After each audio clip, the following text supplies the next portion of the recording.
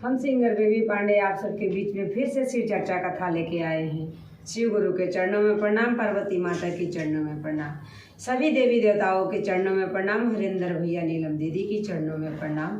हमारा प्रणाम का स्वीकार करो, हे देव स्वीकार करो। माता पिता की चरणों में प्रणाम, सास ससुर की चरणों में प्रणाम, हमारा प्रणाम का स्वीकार करो, हे देव स्वीकार करो। आपने 3 सूत्र दिया, हमने तीनों को पालन किया। पहले में दया मांगना, दूसरे में चर्चा करना, तीसरे में 108 बार के नमः शिवाय के जाप करना। हर हर महादेव।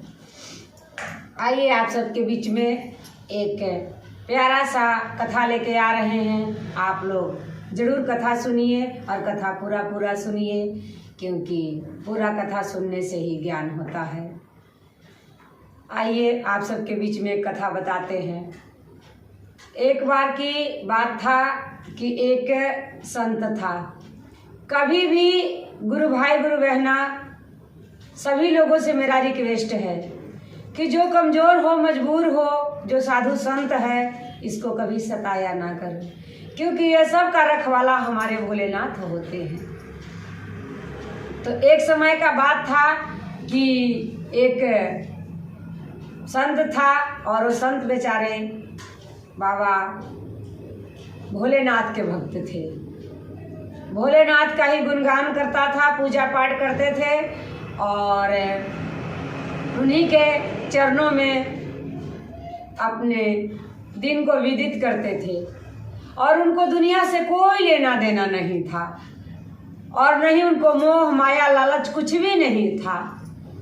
इसलिए वो भोला भाला संत मस्त थे। एक दिन का समय था कि बाबा अपना रोज का भजन भक्ति करते थे और जो मांगने जाते थे, जो ही मिल गया उसी चीज को भोलेनाथ का प्रसाद समझ के और खा पी के आराम से सो जाते थे और भगवान का भजन में मस्त रहा करते थे। एक दिन का समय हुआ कि बाबा जी जैसे ही पूजा पाठ करके भजन भक्ति करके सोचे कि अपने भोजन के लिए अब कहीं चला जाए। ऐसे सोच के और बाबा जैसे जाने का तैयारी किए कि लगी बारिश होने। वो भोलेनाथ का ही कृपा है, जो होना रहता है वही करते हैं। लगा बारिश होने, बाबा सोचने लग गए कि बारिश खुल जाता तो हम अपने भोजन के लिए कहीं न कहीं चले जाते और अपने भोजन का कुछ व्यवस्था कर लेते। जो भोलेनाथ का मर्जी होता वो मिलता है, अपना प्रसाद समझ के खा लेते। काफ़ी टाइम तक बारिश होते रहा। बाबा बेचारा इंतजार करते रहे बारिश खुलने का। थोड़ा टाइम बारिश होते होते खुल गया बारिश। जब बारिश खुल गया तो बाबा जी समझे कि चलते हैं, अब कहीं अपने भोजन का व्यवस्था कर लिया जाए। बाबा चलते चलते एक हलवाई की दुकान तक पहुंच गए। हलवाई के दुकान पे बहुत प्यारा प्यारा सुंदर सुंदर गरम गरम जिलेबी बन रहा था और दूध उबल रहा था। बाबा ने काफ़ी टाइम वहाँ उनके दुकान के आगे खड़ा होकर देखते रहे, पर उससे मांगे नहीं। पर जब बाबा देख रहे थे तो उस हलवाई का भी नज़र बाबा के ही पास था। तो इसलिए जैसे बाबा कदमों के आगे बढ़ाने लग गए कि हलवाई ने रोक लिया और रोक के कहने लग गया कि बाबा जी आइए, मेरे दुकान से भोजन करके जाना, क्योंकि सबका भोजन देने वाला भोलेनाथ ऊपर बैठे हैं। ऐसे सोच के और वो हलवाई सोचा कि बाबा काफ़ी टाइम से जलेबी और दूध उबलते देख रहे थे, शायद बाबा का खाने का ही मन हो। ऐसे सोच के और हलवाई ने बाबा को बुला लिया और बाबा को बुला के प्रेम से बैठा के और गिलास भर के दूध और जलेबी बाबा को खाने के लिए दिया।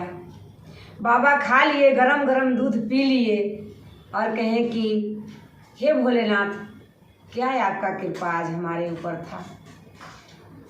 ऐसे कहें और बहुत सारे उस हलवाई को आशीर्वाद दिए और दे के बाबा वहाँ से निकल गए।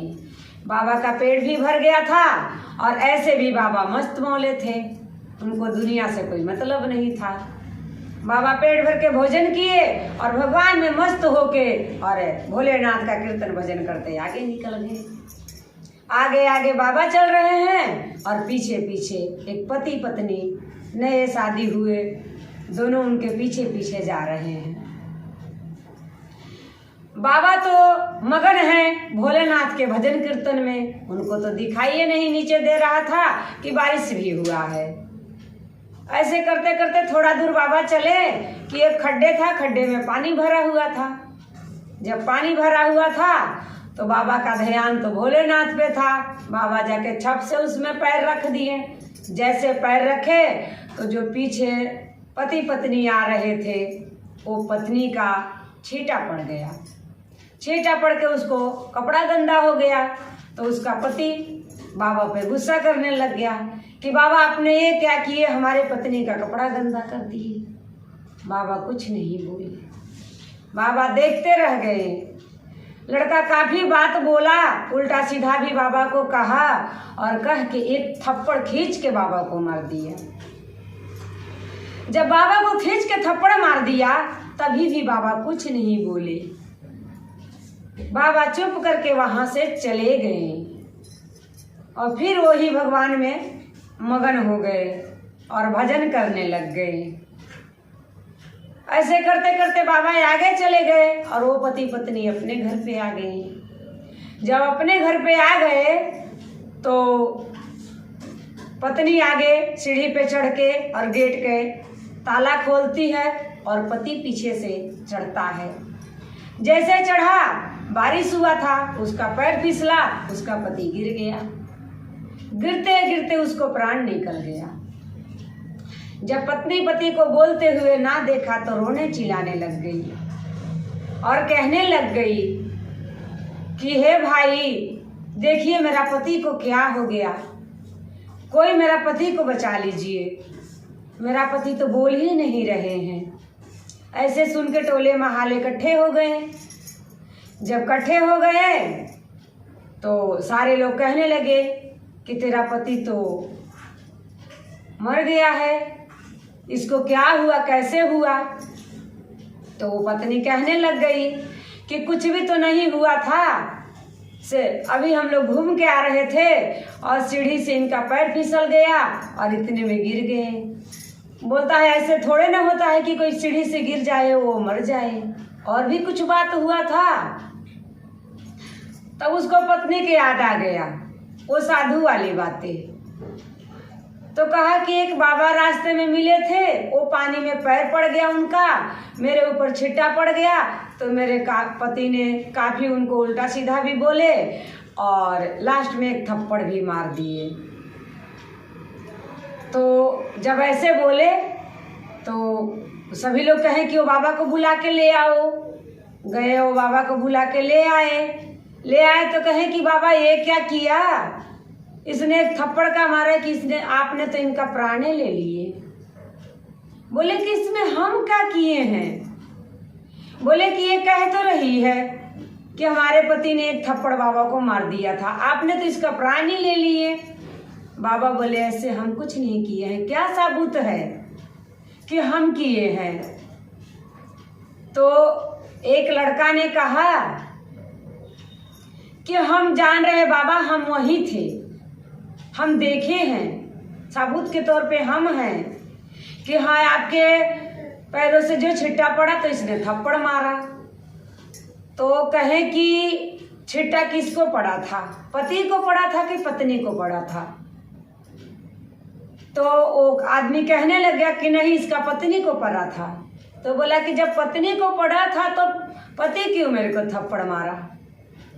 कहा कि पति से, अपनी पत्नी से बहुत प्यार करता था इसलिए आपको थप्पड़ मार दिए। इतने में बाबा ने पूरा जोर जोर से ताली लगा के हंसने लग गए। तो सारे लोग कहने लग गए कि आप साधु हो, संत हो, बाबा हो और ऐसे ये मरे हुए पड़ा है नौजवान, और इस पे आप हंस रहे हैं, ये आपके लिए शोभा नहीं देता है। तो बाबा ने क्या जवाब दिया कि इसलिए अपने पत्नी से प्यार करता था इसलिए मेरे को थप्पड़ मारा, और प्रभु जी ने हमसे प्यार करते हैं तो हमारे थप्पड़ का हिसाब इससे कर दिए।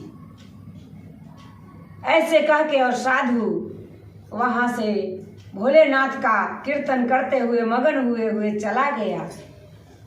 तो इसीलिए सभी गुरु भाई बहना से हम कहेंगे कि जो भी गुरु भाई बहना हमारे भोलेनाथ के भक्त होंगे, वो कभी किसी अबला को, कभी किसी साधु संत को, कभी कोई मजबूर इंसान को मत सताया करो, क्योंकि जो अबला होता है, जो मजबूर इंसान होता है, जो साधु संत होता है, उनके रखवाले हमारे भोलेनाथ होते हैं। इसलिए कभी किसी को कमजोर समझ के सताया ना करो। अगर बने तो उसका मदद कर दिया करो, ना बने तो छोड़ दिया करो, कभी सताया ना करो। और फिर वो बेचारा भोलेनाथ का प्यारा हो गया और वो संत फिर अपने मस्त मगन में भोले जी का भजन कीर्तन करते हुए चला गया। और सभी गुरु भाई बहना से यही कहेंगे कि हमारे प्रभु के चरण में आने वाले कभी दुखी नहीं होते, कभी उनको कोई सता नहीं पाएगा, और कभी किसी संकट से जूझ नहीं पाएगा, क्योंकि संकट से उबार करने वाले हमारे भोलेनाथ हैं। सभी उनको चरणों से जुड़ जाइए। और जो जो गुरु भाई बहना हमारा कथा सुनते होंगे, वो सारे गुरु भाई बहना चैनल को सब्सक्राइब कर ले, ताकि नया से नया कथा हम डालें तो आप सब तक पहुँचे। और इस कथा को आप लोग आगे बढ़ाइए, ताकि गुरु का आशीर्वाद, दुलार, प्यार आप सबको मिले। और चलते चलते सभी गुरु भाई बहना के नमस्कार। हर हर महा